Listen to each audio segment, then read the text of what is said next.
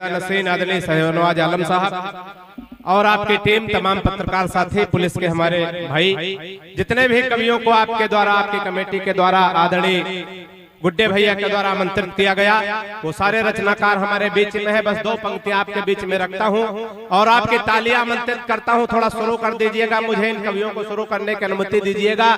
कि जिंदगी रोई, भैया थोड़ा इको कम कर दो इसका, बहुत ज्यादा। जिंदगी रोई तो रोते ही चली जाती है, अपने दामन को भिगोते ही चली जाती है। नेक कामों में कभी देर न करिए साहिब, देर होती है तो होती ही चली जाती है। इतने साहित्यिक अनुष्ठान में, अखिल भारतीय कवि सम्मेलन में भाई नीरज पांडे जी प्रत्येक वर्ष नए नए कवियों को चुन चुन के आप सबके बीच बुलाते हैं। ये इधर कवि सम्मेलन जब हमने देखा, आदरणीय मुख्य अतिथि महोदय का मुझे बड़ा कीमती समय मिला है। मुख्य अतिथि महोदय जब मंच पर आए तो सबसे पहले हमारे पास आए। उन्होंने धीरे से कहा कि बौखल भाई, आज का ये पूरा कवि सम्मेलन हम सुन करके तभी जाएंगे। उन्होंने सबको आश्वस्त कर दिया है। एक बार जोरदार तालियां उनके लिए हो जाए। वो राज्य मंत्री हैं। मंत्री जी, मैं आपको बताता हूं, जो संडीला के उर्स मुबारक मौके के कवि सम्मेलन को जो पूरी रात सुनता है, वो राज्य मंत्री से आगे चल के कैबिनेट में मंत्री बनता है। अगर आपको मंत्री बनना है कैबिनेट में, तो पूरी रात आपको कवि सम्मेलन सुनना होगा और आपकी तालियां समर्थन में मंत्री जी की होनी चाहिए। जितने मन से आप लोग इस साहित्यिक अनुष्ठान को सफल बनाएंगे। देखिए, थोड़ी सी बातचीत मैं आपसे करूंगा, क्योंकि कवि हमारे इतने समर्थ रचनाकार हैं, ज्यादा इनकी भूमिका बनाने की जरूरत नहीं है।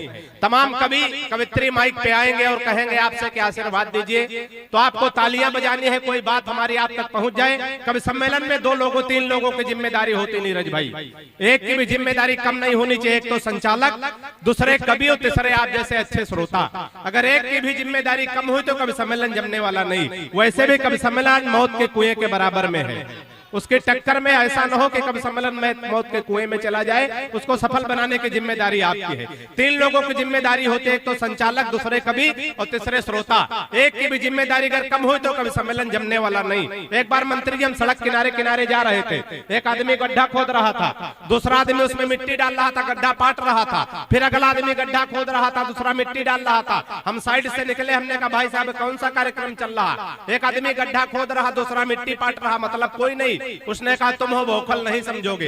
ये वन विभाग की तरफ से वृक्षारोपण का कार्यक्रम चल रहा। इसमें 3 लोगों की ड्यूटी लगाई गई थी। एक आदमी गड्ढा खोदेगा, दूसरा पेड़ रखेगा, तीसरा मिट्टी डालेगा। जो पेड़ रखने वाला है आज छुट्टी पर है, हम लोग अपना काम कर रहे हैं। तो एक बार तालियां बजा दीजिए। अगर आप पेड़ रखने वाले छुट्टी पे चले गए तो आनंद नहीं आने वाला। कविता लिखना बहुत कठिन काम होता है, कविता पढ़ना उससे भी कठिन काम होता है, लेकिन कविता सुनना ये सबसे कठिन काम होता है।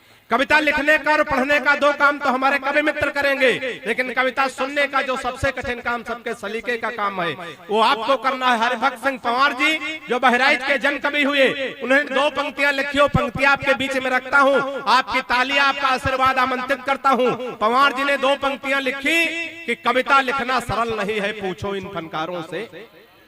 कविता लिखना सरल नहीं है, पूछो इन फनकारों से, ये लोहे को काट रहे हैं कागज की तलवारों से। कविता लिखना पूजा है, तपस्या है।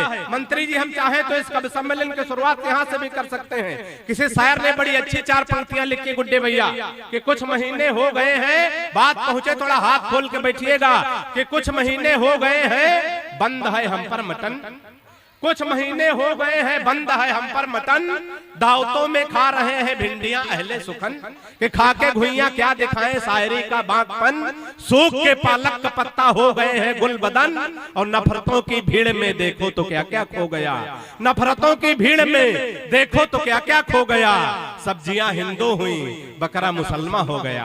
आज के इसी खाई को पाटने के लिए हमारे कवि, हमारे शायर जकालू भाई बहुत अच्छे संचालक है, बड़े मन से बड़े अच्छे तरीके से कवियों का स्वागत सम्मान कराया। हम देख रहे हैं बच्चे यहाँ बहुत ज्यादा एकत्रित हैं। जकालू भाई, अक्सर कवि सम्मेलन में शायरों में इतने बच्चे नहीं जाते, बच्चे बड़े हाजिर जवाब होते, बड़े होशियार होते, और ये कवि सम्मेलन में बैठे तो आखिर जाहिर सी बात है होशियार होंगे। अभी शाम को हम आए, एक बच्चे से हमने पूछा बेटा तुम्हारा नाम क्या है? बोला टिंकू। हमने कहा तुम्हारी उम्र? बोला 10 साल। हमने कहा तुम्हारे पापा की उम्र? बोला 10 साल। हमने कहा तुम्हारी मम्मी की उम्र, बोला 10 साल। अरे हमने कहा वो कैसे? तुम्हारे पापा की उम्र 10 साल, तुम्हारी मम्मी की उम्र तुम्हारी 10 साल, तुम्हारी उम्र 10 साल, ये कैसे हो सकता? उसने कहा अंकल जी आप नहीं समझोगे, जब हम पैदा हुए तभी तो मम्मी पापा बने, इसके पहले तो पति पत्नी थे। तो एक बार तालियां बच्चों के लिए हो जाए, बच्चे बड़े हाजिर जवाब होते। दूसरे बच्चे को हमने बुलाया, हमने कहा बेटा मेले में बहुत लाइट लगी, लाइट कहाँ से आती, बिजली कहाँ से आती? लड़के ने कहा अंकल जी बिजली हमारे मामा की सावत। हमने कहा वो कैसे? हम बोले अंकल जी हम ये सब नहीं जानते, लेकिन जब शाम को बिजली चली जाती हमारे पिताजी कहते आज फिर काट दिया साले ने, हम समझ जाते मामा के यहाँ से आती। तो तालियां बच्चों के लिए हो जाए। बच्चे भाई साहब जकौल भाई बच्चे बड़े हाजिर जवाब होते। एक दिन अपने बच्चे के लोग एक शादी के फंक्शन में गए, लड़के ने कहा पापा आपकी शादी ऐसे हुई, ऐसे ढोलक मंजीरे बजे। हमने कहा हाँ बेटा। फिर बोले आप इसी तरह घोड़ी पे सवार होकर दूल्हा बन के गए? हमने कहा हाँ बेटा। फिर बोला आपकी शादी हुई किससे? हमने कहा तेरी मम्मी से। बोला धत तेरी की घर के घर में कर ली, क्या मजा आया होगा। ऐसे बच्चे तालियां आनी चाहिए बच्चों के लिए। ऐसे हाजिर जवाब बच्चे ऐसे प्रश्न कर देते। फिर हम बोला घर के घर में कर ली, क्या मजा आया होगा। तो हमने कहा बेटा अब करना तो था ही। तो बोले पापा आप हमको प्यार करते? हमने कहा बेटा करते। जब बोले प्यार करते थे तो हमारा इंतजार नहीं कर सकते थे, जब हम पैदा हो जाते तब शादी करते। तालियां हो जाए ना। गुड्डे भैया पुलिस प्रशासन की बात कर रहे थे, आपको प्रणाम करता हूं। पूरे अनुशासन में आप लोग इस मेले को बिल्कुल अनुशासन में रख करके एक बार तालियां हमारे पुलिस के भाइयों के लिए हो जाए। आइए मैं बहुत कम समय में सीधे कवि सम्मेलन की शुरुआत करता हूं।